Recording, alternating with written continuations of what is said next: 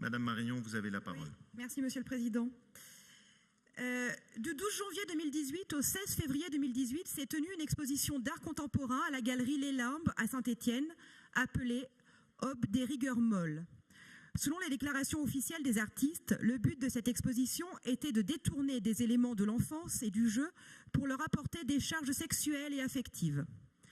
Les artistes, mesdames Bottereau et Figuet, ont souhaité aborder les questions relatives à la construction d'une identité genrée, sexuée. Je les cite, « Les enfants sont bien souvent formatés à devenir soit homme, soit femme, et ce résultat doit être conforme au sexe biologique assigné à la naissance. » À la vue des représentations de l'exposition, le groupe fait savoir que le procureur de la République a été saisi pour apologie de la pédophilie. Or, la galerie a été subventionnée à la fois par la région Auvergne-Rhône-Alpes à hauteur de 5 000 €, rapport du 29 juin 2017, et par la ville de Saint-Étienne à hauteur de 4 000 €, rapport du 24 mars 2017. Le groupe Front National a demandé, entre autres, à votre exécutif en commission, exécutif qui s'est immédiatement désolidarisé de cette exposition, l'engagement public de ne plus jamais subventionner la galerie Les Limbes via l'association Les Céphalopodes.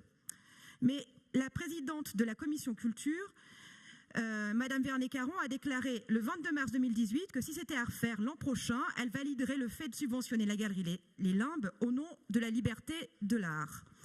Ainsi, Monsieur le Président, comptez-vous continuer à subventionner, oui ou non, la galerie Les Limbes à Saint-Étienne? Et dans l'affirmative, pouvez-vous nous dire pourquoi?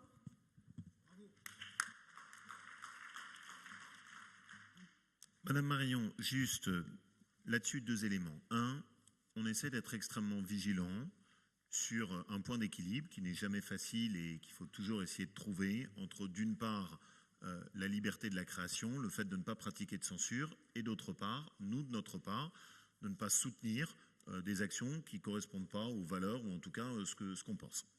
Vous l'avez relevé, et merci de l'avoir souligné, cette galerie n'a pas été financée en 2018, et donc nous n'avons pas participé au financement de cette exposition.